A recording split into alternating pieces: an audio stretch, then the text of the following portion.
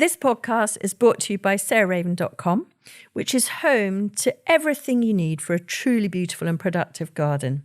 You'll also find great and essential gardening kit and stylish, lovely things to have in your house to bring the outside indoors, all inspired by the garden and the house being tied together. There's also plenty of garden inspiration, how-to videos and specialist growing guides. So head over to sarahraven.com today to discover even more.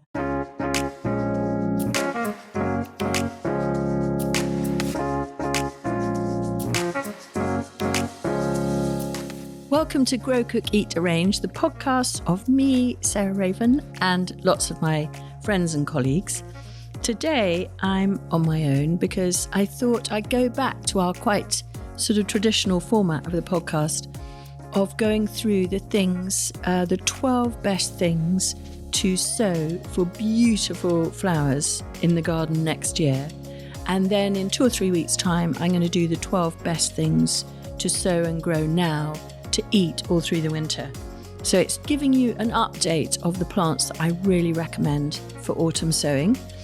And I'll explain, first of all, why to do autumn sowing, but also the things that I've learnt this year. So I may have done a similar podcast this time last year or this time the year before, but I've learnt some stuff. And that's what I love about the podcast is I can hand to you the things that we've learnt from trialling and testing all these plants in the garden at Perch Hill.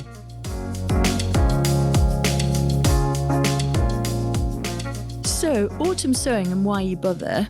The thing is that if you sow now in September, the soil is still warm, and luckily we've had a really rather lovely September. This year has been bizarre weather, but we've had this lovely sort of Indian summer weather in September. So the soil is still really nice and warm, and yet with the evening and night dews, the soil is also moist. And the conditions that you need for rapid germination of any seed, but particularly the annual seed, are warmth, moisture, and light. And light is decreasing now, as we know, as of daylight are decreasing, but they will still germinate. But actually, the lowering light levels acts as a benefit for us as gardeners, because they would germinate rapidly if you sow them now, but then what happens is it all slows down as light levels and temperatures decrease. And so growth curves, of course, fall right off.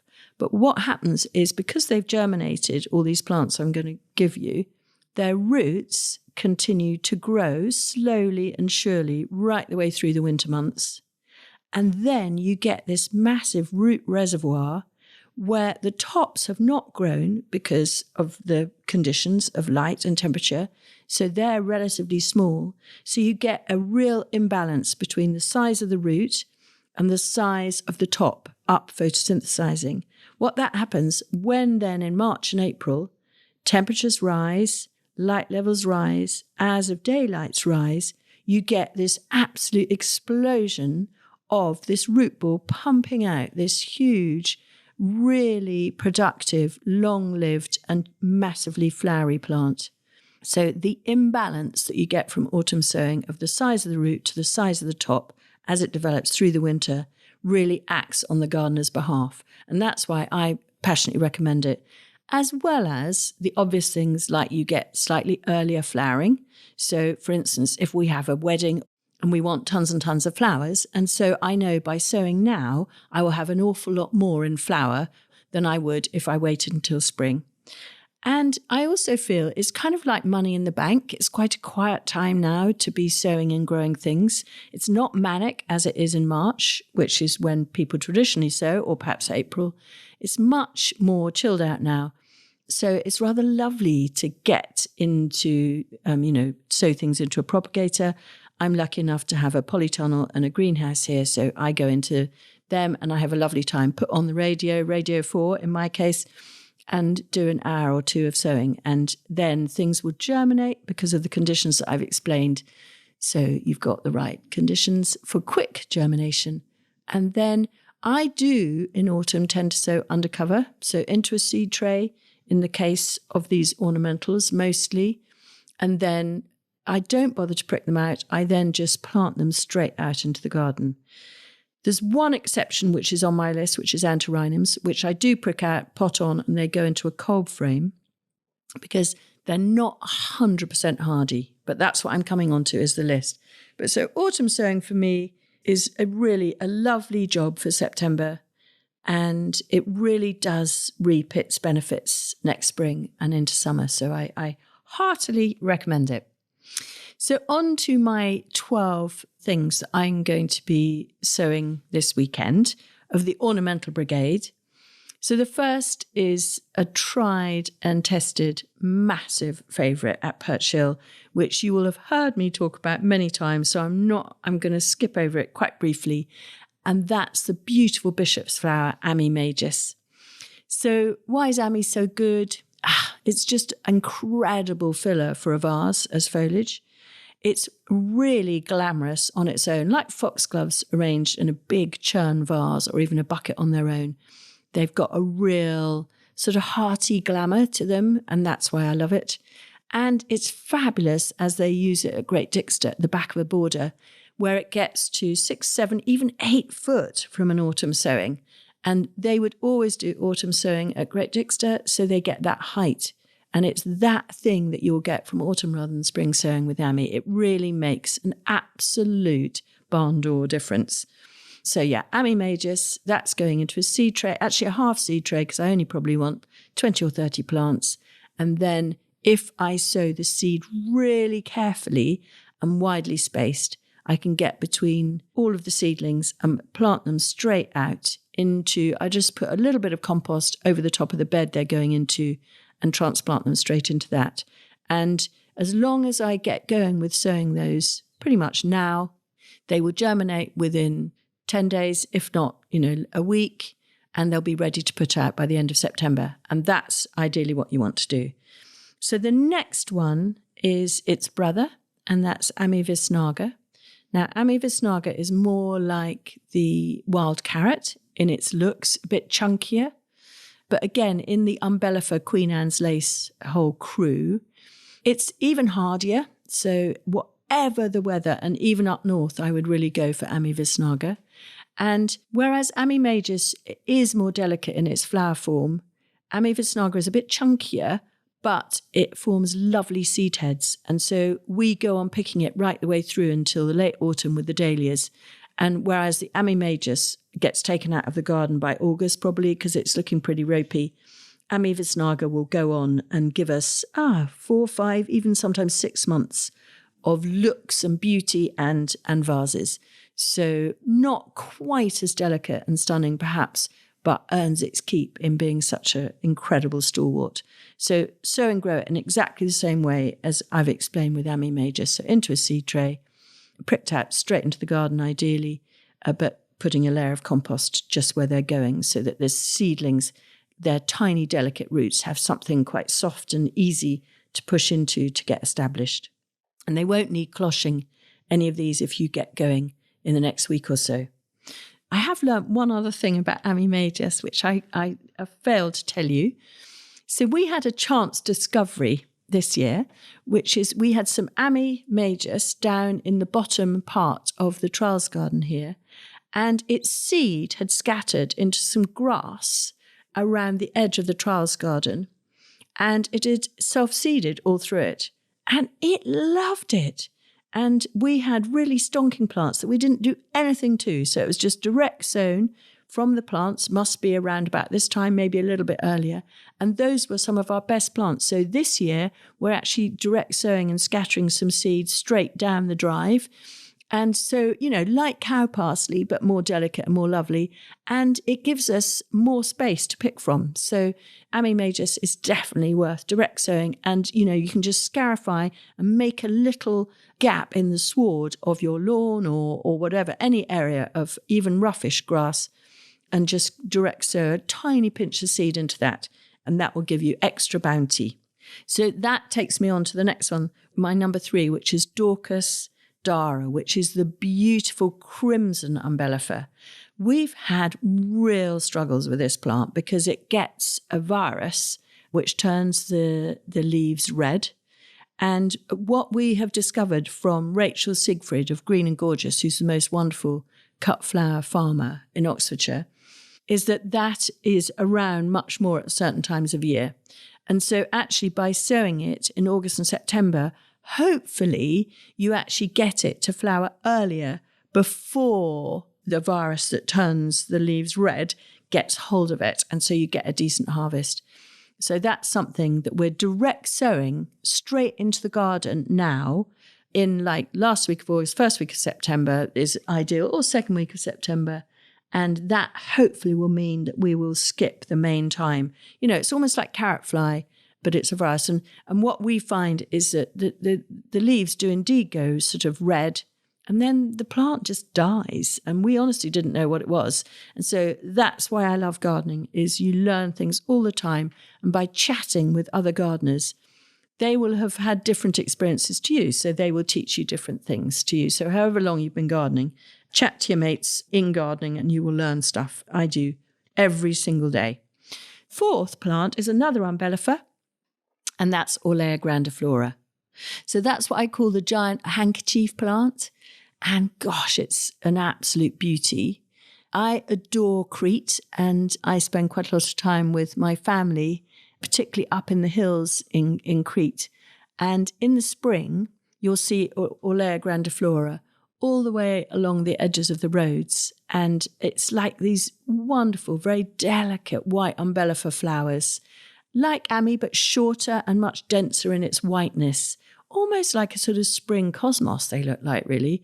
And you'll see them everywhere, all throughout, sort of rough grassland and sort of building sites everywhere, because it's an annual and it's self-seeding. But that's something that really benefits in our colder climate of getting going with it now, rather than sowing it in the colder spring. So weirdly, it needs warmth now, and then it's perfectly happy with a cold winter like it would get in the Mediterranean. And then it flowers really well through from May into June and early July. So off umbellifers, so 4 umbellifers there. Then on to the absolute standard stalwart hardy annual. All these that I've talked about so far are hardy annuals, which is the black cornflower, Centaurea cyanus black ball. I love the blue, and famously it's one of the Brits' favourite flowers. But I find the black even better because it ages more decorously. It doesn't go sort of washed out denim. And it's transformed, as I said, with Ammi Majus by autumn rather than spring sowing. So we get sort of 6-foot hedges of cornflowers by sowing in September. Whereas by sowing in spring, it's perfectly good in April, direct sowing, but you won't get that amazing height and so glamour and length of stem. Another couple of hardy annuals that are absolutely on my must-have list, so I think I'm at 6, 7 now, are Salvia viridis blue and the annual scabious, Scabious atropurpurea. So Salvia viridis blue, in that totally splendiferous, utterly brilliant for pollinators, utterly fantastic family of salvias. But Salvia viridis blue is one of the few hardy annuals in that group rather than tender perennials. And we find by sowing it in the autumn, we often get bigger, earlier flowering plants. So that's another really fantastic all-round garden plant, ornamental, as I say, brilliant for pollinators, edible flowers. It's got the lot, really. And the black scabious is my favourite, probably, Scabious atropurpurea, black cat. Really big velvet pom-poms of sort of dark crimson. I mean, just totally stunning. And autumn sowing, really best for that. You can sow it in the spring, but again, you get a bigger, stronger, earlier flowering plant. And the next and sort of final one in this whole lot of hardy annuals are the Nigellas. And when I was thinking about it this morning, I mean, there are so many wonderful love in the mists, but I picked out Nigella Hispanica because I find that dark blue, sort of really new denim blue petal colour with the crimson black crown, literally looks like a crown at the centre of the flower that you get with Nigella Hispanica, makes it that much more glamorous, I think, than the Nigella damascenus. But, you know, you may prefer the green cheesy football seed pods that you get with the standard Nigella Damascena varieties. But those are best direct sown. So don't bother to put those into a seed tray. Just sow those straight into the garden. I didn't say with scabious and salvia, do either. You can direct sow them or you can sow them into a seed tray. You can choose. Now, the next one I've already mentioned. So I think this is number 9. I've lost count, but I think this is number 9. And this is the snapdragon. Now, this is a short-lived perennial. It's hardy here in Sussex, but it won't be hardy further north. So if you are in the soft southern south, you can transplant them out into the garden, and we found they survive, particularly in well-drained situation with quite a lot of shelter. But if you're further north, I would still passionately recommend sowing antirrhinums now, but prick them out into a 9 centimetre or a small pot and pot them on in March for planting out in April, and pot them on into a 1 or even 2 litre, and then you'll have flower in May. And that's the thing, by sowing, they're not a top priority. So all these others you really want to get cracking with in September. You could push the antirrhinums on into October and they'd be completely fine. But I really passionately recommend, if you want early flower, sow antirrhinums now in the autumn and sow them again in the spring. So you've got a sort of succession of flowering. But we definitely want lots of snapdragons, antirrhinums.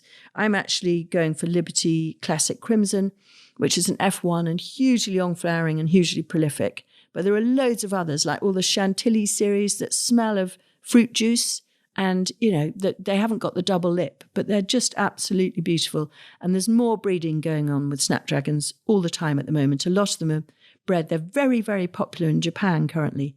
And we've had 4 or 5 new ones on trial this year, and they've all been absolutely splendid. So I'm going to finish with 3 perennials. The first, like the antirrhinum, so this is number 10, is actually a short-lived perennial, but it self-seeds. So often people say, oh no, that's completely perennial in my garden. Well, in fact, what you'll find is probably it's the daughters or the granddaughters that have made gardeners think it's perennial, but that's Euphorbia Oblongata. Now, any of you who've listened to the podcast before and heard me talk about annuals and annuals for picking will have heard me talk about this very, very, very favourite of the euphorbias, because it's the most prolifically cut and come again. But also, any of you who've heard me before will know that it comes with quite a strong health warning on the back, because you need to pick it with gloves on so that you don't then get sap on your face or on your skin, really, and particularly in your eyes. And I have done that once, and I can tell you it's extremely painful. So you want to take really great care to avoid getting any euphorbia sap in your eye. But however wary I am of it, I wouldn't not grow it, because it's such a fabulous foliage plant for using in arrangements. And it's because it's got this flat plateau structure, so it can form the sort of structure almost like natural oasis. You can then just drop other things into the midst of a vase or a hand-tied bunch of Euphorbia Oblongata. And by sowing it now, I will have really fantastic plants, well in flower by May next year. Whereas if I sow it in the spring, I wouldn't have it until June or July. The final 2 are true perennials. And the first is the northern oats grass, which is one of my completely favourite plants for picking in autumn. Latin name Chasmanthium latifolium. And I adore this grass. It's one of the most elegant of the grasses. Quite sort of upright foliage, almost kind of a little bit like a sort of diorama in its foliage, really quite upright. And then it creates these beautiful hanging, pendulous, very, very elegant, coin-like flowers that then become very long-lasting seed heads. And they kind of make me laugh when I see them, because they look like they've been run over, because they're completely flat. So the actual grain is completely flat and somehow really architectural and totally beautiful, backlit or slightly frosty. So they're one of the things that you really want to leave in the garden as much as you can right the way through the winter, because they're so elegant. But I also pick lots for the Christmas table and lots for my Christmas wreaths. And it's a hardy perennial. And we find by sowing it now, it will germinate slowly, but by the spring it will have germinated for planting out, and we will then be cropping it by this time in the autumn next year. Final, number 12, must have for sowing now in September is the well-known absolute trooper, both container and sort of garden edging plant, which is the Mexican daisy, Erigeron kovinskianus. And you all know it, I'm sure. It's literally like covered in daisy flowers that look literally like lawn daisies all the way through from April until November. We give it a haircut sometime in the middle of summer, and it just springs back into life to flower again and will be in your garden forever. So completely perennial, really one of the best drought tolerant, low maintenance garden plants that you can have, softening your paths, your steps, and beautiful tumbling out of pots, either large, like we've got a huge one at the moment in the greenhouse, and a small one as a table centre pot in one of our eating tables out in the garden. And sowing it now, again, just guarantees that you've got tons and tons of lovely plants to keep you in flowery table centres all the way through next year. And we've got the marquee up on for the last open days here at the moment, and every single one of the tables in the marquee, which I think there are about 20 tables, have a curvy edge pot planted up with Erigeron kovinskianus, and they're so easy to look after, and they just look so pretty and so effective. So that would be my number 12. So yeah, autumn sowing, a must-have job in my view, gives great pleasure and will give you much bigger, flowerier and more productive plants for next spring and summer. Thanks so much for listening, and I hope that's going to be a bit of a prompt to some or all of you to get going with autumn sowing. It's something I passionately believe in for really getting ahead, but getting bigger, stronger plants. But I've explained all that in the podcast. And next week, I'm very happy to tell you that Arthur will be back, and he and I will be talking about the things that we're planting in our gardens from our autumn range. So see you then.